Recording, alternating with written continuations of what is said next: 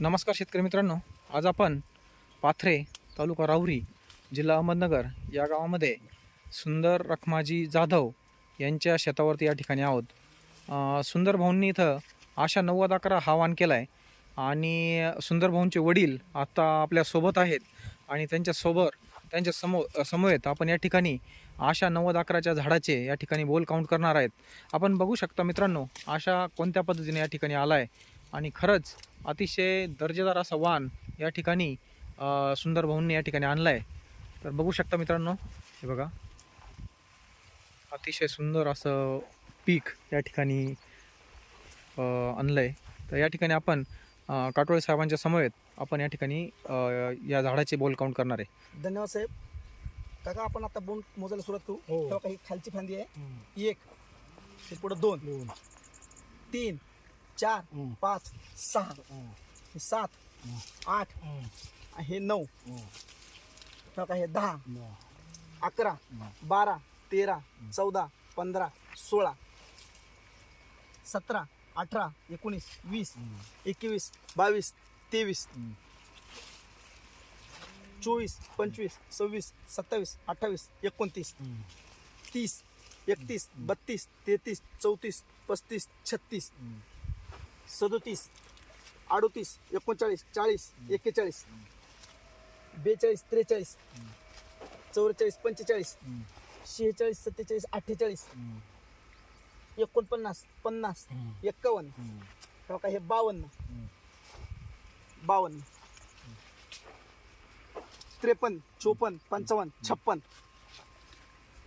56, 57, 58, 59, 60, 61, 62, आहे का पुढं 62, 63, हा काय 63, 64, 65, 66, 67, हा 68, 69, 70, 71, 72, 73, 74, 75, 76, 77, 78, 78, 79, 80, 81, 82, हो का हे 83, 84, 85, 86, 87, 88, 89, 90, 91, 92, 93, 94, ही झाले तर. आणि हे 95 बोंडाचं झाड आहे.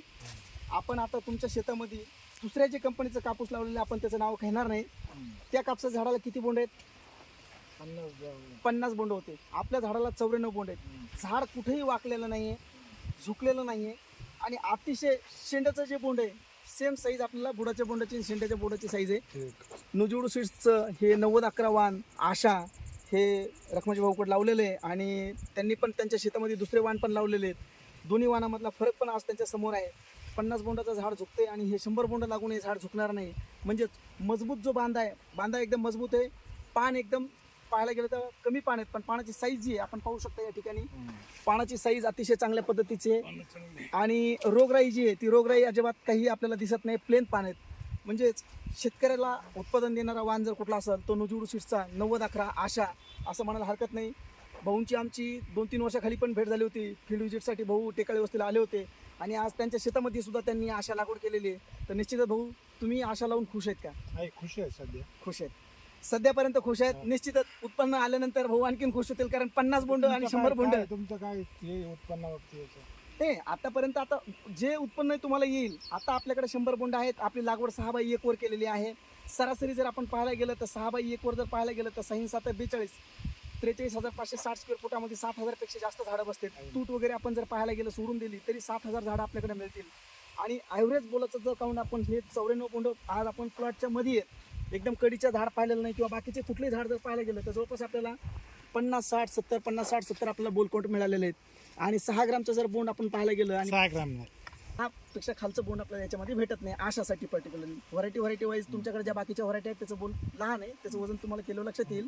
जर 60 बोंड आणि 6 ग्राम जरी बोंड पकडले किंवा 5 ग्राम जरी पकडलं तर 300 ग्राम कापूस एका झाडाला निघेल आणि 7,000. निश्चितच भाऊ शेतकरी आपल्यासोबत आहेत आणि शेतकरी खूप समाधानी आहेत. त्यांच्या शेतामध्ये हे वाण आलेलं आहे आणि ह्या वाणाचं जे उत्पन्न आहे ते उत्पन्न तुम्ही पंचक्रोशीतील शेतकऱ्याला सांगताल की ॲक्च्युली आपल्याला किती उत्पन्न येते. धन्यवाद भाऊ.